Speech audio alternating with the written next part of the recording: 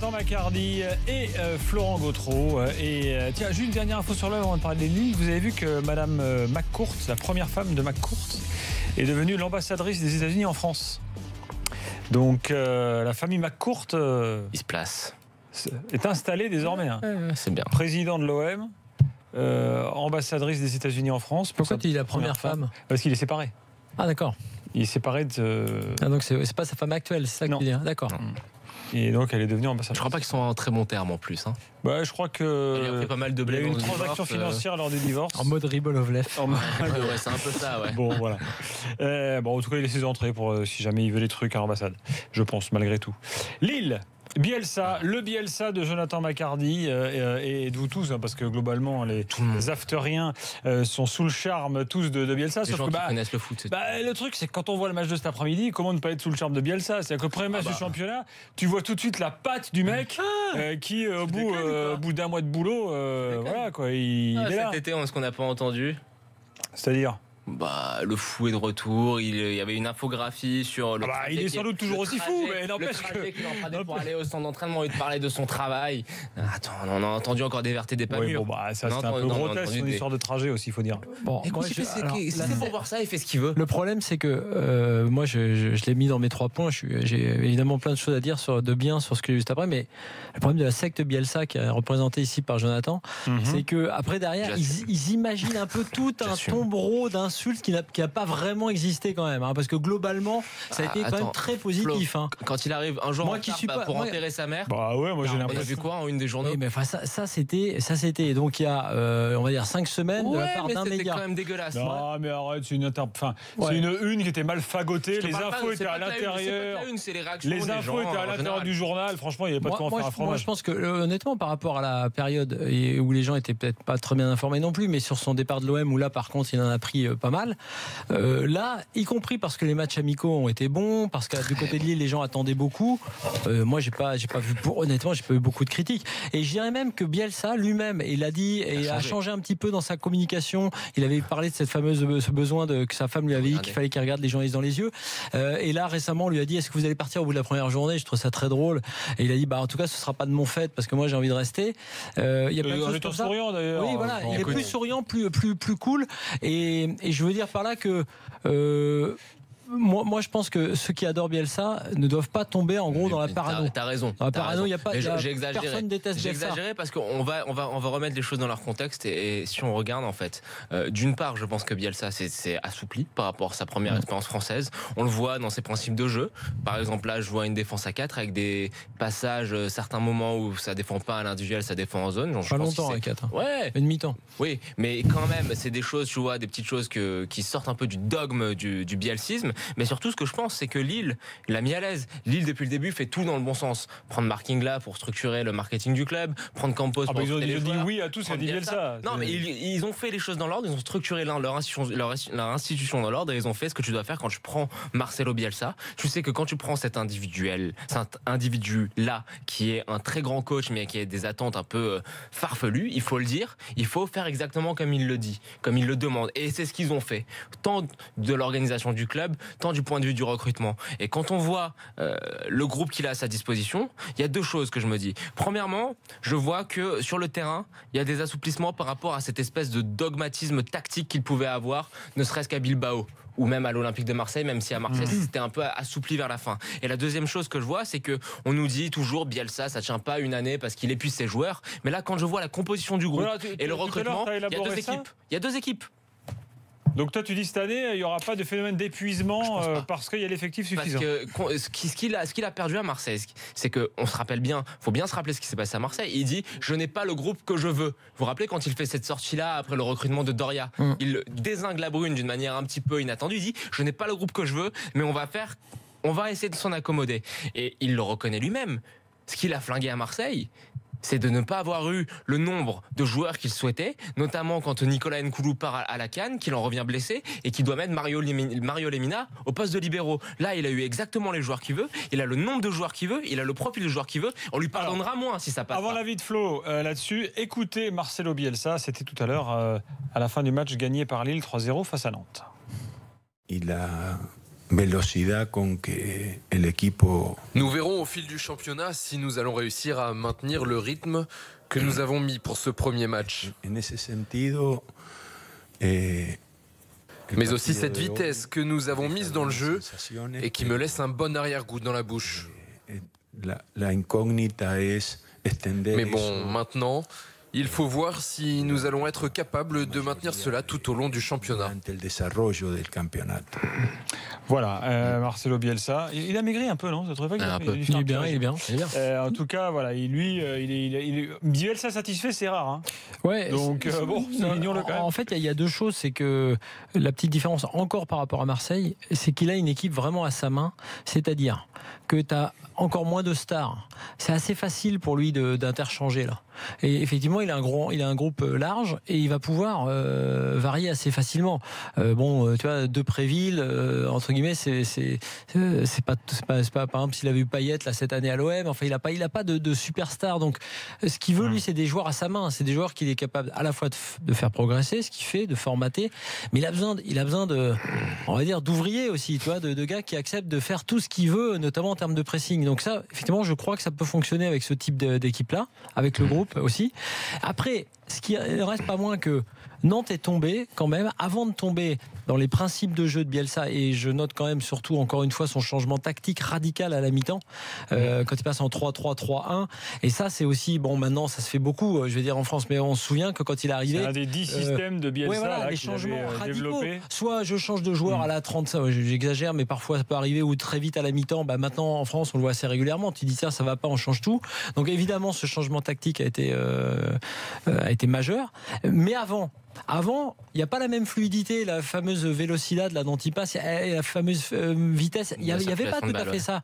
Il n'y avait pas ça, mais il y avait en revanche, évidemment, déjà le fameux pressing où tout le monde, voilà, sans problème. De toute façon, voilà. Si tu fais pas ce pressing-là, tu t'appelles, je te dis, tu t'appelles Depréville, tu t'appelles Diallo, Amadou, tu joues pas si tu fais pas ça. Donc là, tu fais ça, tu joues. Ranieri a d'ores et déjà dit, Lille jouera un rôle important dans le championnat cette année en France. Et ils n'avaient pas leur meilleur joueur. Ranieri qui a remis en cause un petit peu d'ailleurs la motivation de certains de ses joueurs. On y reviendra. On va en parler après. D'abord, Lille, pas leur meilleur joueur, Lille. Hein. Oui. D'abord Mehdi qui est supporter du LOSC. Salut Mehdi. Salut Mehdi. Salut Mehdi. T'étais au match, Mehdi? Non, je l'ai maté à la télé. Bon, qu'est-ce que t'en as pensé? Franchement, ça fait du bien de voir du foot, quoi, par rapport aux 4-5 années qu'on a passées, par rapport au coach vraiment très mauvais qu'on a eu, quoi. Et donc, vraiment un très bon match, quoi, dans l'ensemble. La première mi-temps, on a une grosse domination, mais quand même, c'est Nantes qui a la plus grosse occasion. Heureusement que Nakoulma, franchement, rate sa tête, c'est quand même assez immanquable, mais bon, tant mieux pour nous. Et en seconde mi-temps, là, il y a vraiment eu la domination à continuer, mais là, Nantes n'a pas pu résister. Et en même temps, Bielsa a changé à la mi-temps Balo Touré, qui était assez tendre pour un premier match pro. Et donc, c'est le petit Kwame qui est rentré. C'est en fait, à la base, c'est un jeune du centre, qui vient du Mali et qui est en fait milieu de terrain défensif relayeur. Et pendant la préparation, Bielsa l'a mis au poste de latéral et il a vraiment agréablement surpris tout le monde pendant tous les matchs. Et vraiment, ça a été déterminant parce que si vous regardez bien tous les buts, il est sur deux buts. Il y a le but d'Alonso, c'est lui qui est à la base sur le côté et le ballon après revient sur Alonso qui marque. Et le troisième, c'est Araujo qui le lance côté gauche et c'est lui qui fait la passe pour Aguiazi. Donc vraiment, ça a été un coach gagnant pour Marcelo et Nantes n'a pas pu exister, quoi, globalement, qui est quand même assez faible. Parce que c'est pas parce qu'on met un coach de grand renom, quoi, qui... Ça, on parlera après, mais c'était... Ils font tout à l'envers en fait depuis que Ranieri est arrivé, mais ça c'est autre chose. Ce qu'on disait ce qu'on disait dans l'after cet été sur Nantes, c'est que t'as beau avoir un coach, si tu mets pas des recrues qui vont avec, ça va être un peu compliqué, quoi. Ils ont pas une équipe. Non, mais c'est même pas les recrues, il faut une cellule de recrutement. Tu peux pas te contenter du pauvre Balzaretti que. Mehdi, merci beaucoup. Merci. Salut Mehdi. Salut Mehdi, et bonne saison, tu vas te régaler. Alors, on n'est pas allé plus loin avec Mehdi parce qu'il y a Rudy Garcia qui arrive là, en conférence de presse à Marseille au Vélodrome, donc je voudrais quand même qu'on écoute le début de son propos. Il s'installe, Rudy Garcia. On est passé un peu de la nuit au jour, mais il vaut mieux dans ce sens-là. Qu'on a, je dirais, un petit peu comme la saison dernière, joué qu'une mi-temps, mais cette fois, ça n'a pas été préjudiciable. Puis je pense qu'on a joué qu'une période aussi à cause de Dijon. Parce que Dijon s'est montré entreprenant, conquérant, ils ont joué sans complexe, ils ont su déjouer notre pressing. Donc du coup, on s'est mis en difficulté parce que on a reçu des joueurs dijonnais lancés devant notre défense. Je dirais que heureusement, on n'a pas concédé de grosses occasions. Je crois qu'ils ont cadré 1 fois sur 8. Enfin, ils ont tiré beaucoup plus au but que nous en première période. Et la première période a été pratiquement 100% dijonnaise. Alors heureusement, il y en a eu une deuxième. Et la deuxième est splendide. La deuxième nous permet de gagner 3-0. Et c'est bien parce qu'on avait plus de 50 000 Marseillais qui attendaient une victoire de l'Or Olympique de Marseille. On a su communier avec le public en deuxième période. J'ai beaucoup aimé la deuxième et pas beaucoup la première, vous en doutez bien. Rudy Garcia, on va écouter encore une réponse. Est-ce que tu craignais pas aussi d'avoir une contre-coup Alors, c'est une bonne question, Mario, parce que si je dois finir la réponse en disant oui, Dijon y est pour beaucoup sur la première période, mais il y a aussi le match qu'on a joué il y a 3 jours qui était encore là, qui a un peu pesé. En plus, il faisait chaud. Donc on ne se trouve pas d'excuses parce qu'on aurait dû faire beaucoup mieux en première période, mais il faut quand même regarder que ni Bordeaux ni Nice n'ont gagné sur les équipes qui avaient joué qui ont joué 3 jours après la Coupe d'Europe. Donc on est content d'avoir fait cette deuxième période et surtout de commencer par une victoire 3 points sur un premier match de championnat qui plus est à domicile. C'est plus qu'important, les joueurs le savaient. Voilà pour Rudy Garcia, sa première réaction donc en conférence de presse en direct dans l'after. Revenons à Lille, réaction on va dire 50-50 sur Bielsa. C'est Guy Hervé qui lui dit et voilà, c'est reparti pour une saison des Bielsa Mania, on fera les comptes à la fin de la saison. Bah oui, Guy Hervé faisant les comptes à la fin de la saison, mais enfin bon, pour l'instant le match de cet après-midi est quand même largement convaincant. Et puis j'ai Ilan qui dit j'étais au match cet après-midi sur le hashtag RMC Live à Lille-Nantes et ça fait longtemps que j'ai pas pris mon pied autant sur un match de foot, pressing, récupération, transversale, etc. nous dit Ilan, supporter du LOSC. 3 titulaires potentiels qui ne sont pas prêts ou qui n'ont pas joué mais qui sont sur le banc. Je pense à Thiago Maia qui sera certainement dans le 11 de départ, qu'ils ont payé très cher avec un très très bon milieu de terrain. Ponce qui s'adapte à la France mais qui a un très bon avant-centre. Et Nicolas Pepe qui n'a pas joué de la préparation. C'est un peu compliqué pour lui d'assimiler tout ça, mais je pense que c'est typiquement le genre de joueur qui, une fois que ça va rentrer, ça peut être un joueur Bielsa compatible à 100%.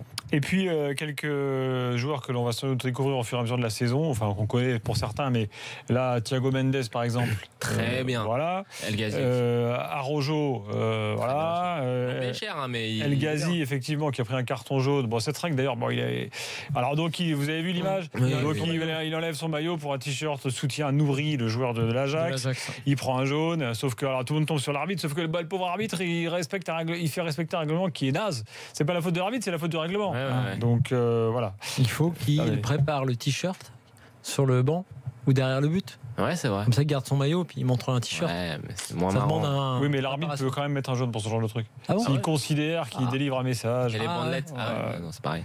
Pour Marc, non, les bandelettes, il n'y a pas de. Non, je suis sûr qu'on prend moins de risques en tout cas. Prends moins de risques, t'as raison. Le maillot. Donc c'est une stratégie qui est peut-être un peu meilleure. Bon. Et 2 joueurs qui, à mon sens, vont exploser sous Bielsa. Malcuit. J'avoue, je suis assez surpris du niveau qu'il a pris. J'étais assez critique par rapport à ce joueur-là, mais je pense qu'il peut pas franchir des très gros paliers avec Bielsa et pourquoi pas même une trajectoire à la Mendy. Et j'ai hâte de voir ce que la sonde de Préville. Un joueur intelligent, élégant. J'ai hâte de voir ce que ça peut donner. Préville, c'est un petit Germain. Ouais. Et voilà. Et on avait aussi Franck Beria dans son meilleur poste, en costume directeur du football. Bon, Berry a eu des belles années. Bon, mais maintenant, t'as raison, c'est le meilleur poste actuel, puisque c'est plus possible. Allez, on écoute Claudio Ranieri. Je vous disais tout à l'heure qu'il en voulait un peu à ses joueurs là d'entrer après la première journée. Écoutez. Je peux dire aussi plus motivé que nous. Et ce n'est pas bon. Je veux mon joueur très motivé toujours. Nous pouvons perdre, mais devons montrer le caractère. Lille a joué bien et plus combatif que nous. Et donc, nous avons perdu les deux matchs, la combativité et la qualité. Je ne suis pas inquiète parce que je parle toujours avec le président. Le président connaît la situation et donc nous attendons quelques bons joueurs. Ah voilà, bah là il met un vieux coup de rap d'entrée. Hein. Les mecs, vous n'êtes pas motivés. De toute façon, il y a des mecs qui vont arriver, donc ils vont jouer. Il y a plusieurs choses. Il parle, il dit tout, Ranieri. Il dit que il manque des joueurs et que le président est au courant. Donc s'il l'est pas, c'est aussi un coup de pression à son président. Parce qu'il dit en gros là, avec l'équipe que j'ai là, même s'ils sont plus motivés, on n'y arrivera pas. Et ça, on le savait avant. Ce que je disais, un bon entraîneur suffit pas. Puis après, c'est intéressant parce que lui, en gros, Ranieri prend dans la gueule la réalité de la Ligue 1 que prennent certains coachs quand ils n'interviennent pas en amont. C'est-à-dire que quand Conceição arrive, il arrive avec plein d'infos, comme Bielsa, on dit attention les mecs, ils ont des habitudes d'entraînement comme ça, ils ont fait ci, ils ont fait ça, un tel est comme ci, un tel est comme ça. Ils arrivent, ils les font bosser comme ça. J'ai l'impression que Ranieri, qui a déjà dû s'occuper de recrutement avec avec Balzaretti, le joueur, il a fait un peu de tout et un peu moins de boulot sur ça, c'est-à-dire sur le côté attention à ce joueur-là, il va falloir le faire bosser, attention à ci, attention à ça. T'arrives, première journée, boum, tu prends en plus une équipe d'un coach qui lui les fait ultra bosser physiquement, qui leur demande un pressing intense. Donc le résumé il est là. Je pense qu'en qualitativement il a raison. De toute façon c'était sans doute inférieur, mais contre Lille c'est pas non plus un truc de fou. Et voilà, il découvre une réalité. Mais ça c'est aussi l'aspect que Ranieri. Il avait quand même Monaco, il n'avait pas les mêmes équipes avant. Il va devoir faire aussi parfois ce que Conceição a su faire avec Nantes, c'est-à-dire des joueurs pas toujours géniaux, mais qu'il a fait bosser énormément, y compris physiquement. Et là, je pense qu'effectivement, le début de championnat nantais jusqu'aux recrues, ça peut être compliqué. Mais les recrues on a d'accord. Les recrues, le problème c'est quelles recrues. Tu n'as pas de cellule de recrutement, tu as balancé tout ton argent sur Ranieri et son staff, tu te prends des râteaux par tous les joueurs qui sont ciblés. Ton seul scout c'est Balzaretti qui travaille avec Claudio Ranieri. Je suis assez inquiet parce qu'en fait c'est pas ce qui m'inquiète, c'est pas l'entraîneur, c'est juste l'organisation du club qui est absolument bordélique. Tu as voulu mettre un pansement sur une blessure qui est bien trop grande. Dans quelques instants, nous sommes de retour pour parler mercato et notamment toutes les infos sur Schneider qui est arrivé à Nice ce soir, attendu d'ailleurs par les supporters à l'aéroport. Ils étaient bien renseignés, les supporters niçois, certains d'entre eux en tout cas. On revient donc dans quelques instants pour en parler avec Eric qui est supporter du gym. Marseille bat Dijon ce soir 3-0 si vous nous rejoignez dans l'after. Angers, Bordeaux 2-2 et Lille a battu Nantes 3-0. À tout de suite.